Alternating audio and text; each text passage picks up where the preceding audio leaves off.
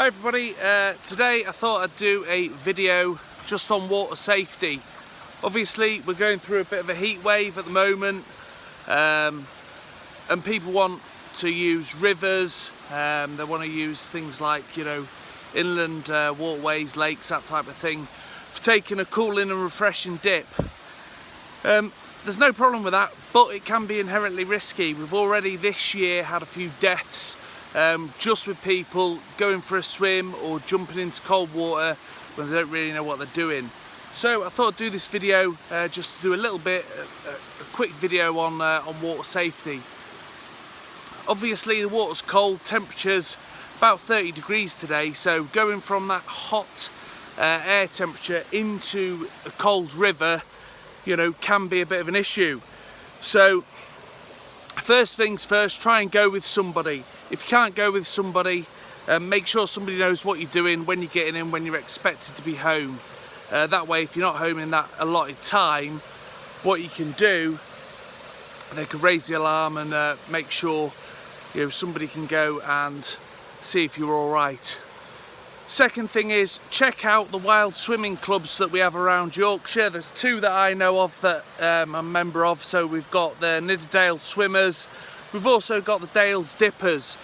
They could be a great resource, let you know about the river, let you know sort of what the temperature's been like, if there's any issues, safe places to swim. And then next, really, acclimatization is a really big one. So obviously, we don't want to just be jumping into any old river because, one, we don't know what's underneath, and secondly, cold water shock's real. So cold water shock, your body hits the water. Come here, Bess. What happens then is you'll take a big intake of air. So if you're under the water, obviously, if you take a gasp, you're getting about 8 gallons of air into your lungs. Only take a gallon to really drown you, so you need to be really aware of the water. So slow and steady. I haven't jumped in, it's hot, the water temperature is not freezing, but it is a lot colder. It's going to cool your body really quickly. Okay, so just slow and steady, make your way into the river. Obviously you should have safe access and egress, so here we've got some steps. Alright, really easy to get in, really easy to get out. So just slow and steady, acclimatise your body. Get yourself in, just nice and steady. There's no rush, you don't have to jump in. Okay, so just get yourself cool. The way I like to do it is just douse myself a little bit of that cold water, and that way, we're getting used to the temperature. And then just make your way out, woo, until you're in the water. All right, so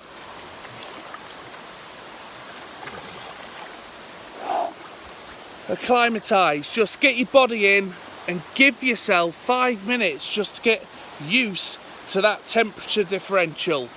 Okay, there's no rush.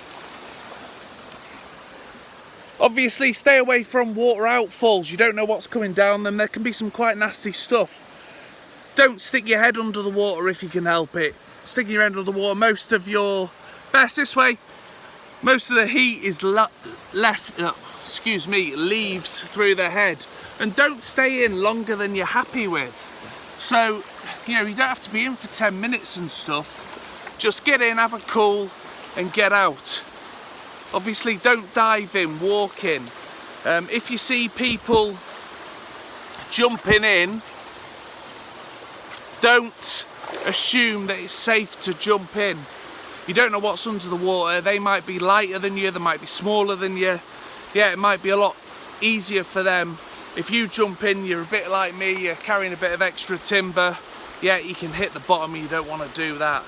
Obviously only stay in as long as you're happy with. Listen to your body. If your body's getting cold, it's time to get out. But yeah, summer's here. You can enjoy the water and rivers. Just make sure you do it sensibly. Last thing, if you take anything from this video, please take this. If you jump in and you come into contact with cold water shock, do not panic. Don't immediately start trying to hightail it for the bank. All right, you've probably heard the term float to live. All right, what that means is, okay, let your body get used to the cold water before you try and make your escape. Otherwise, what happens is, the main reason people die from cold water shock, one, drowning because they take that big gasp of air, and secondly, yeah, they just expel all their energy. So the old float to live scenario, you just get on your back and just float.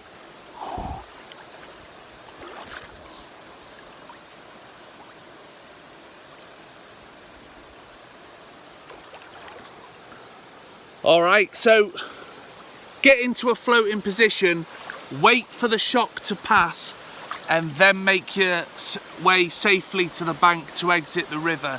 Obviously, if there's a flow, float on your back, look downstream, and then you can use your legs and arms to avoid any obstacles, boulders, that type of thing, okay? So please enjoy the rivers, enjoy the inland waterways, but do it sensibly. Join a club, gather information, don't just get into a river you don't know. You know, speak to people about safe places to swim. And once you've done that, I mean, it's beautiful. So enjoy it, enjoy the swimming, just do it safely. Make sure somebody knows exactly where you are at all times, or go with a friend. They can keep an eye on you and raise the alarm if needed. Okay, and obviously when it's baking like this, sun cream, reapply when you get out. Don't stay in too long, and just enjoy the rivers. All right, make sure when you get out, hot sugary drink, you know, sugary snacks. They help your body reheat in a natural way, and make sure you get warm. Just because it's boiling hot, okay, that temperature differential can do funny things to your body. So whack warm gear on as soon as you get out, get yourself dry, warm gear, hot drink, sugary snack, you should be good to go. But I hope you enjoy the summer, I hope you enjoy the heat wave. Just do it safely. Take care for now.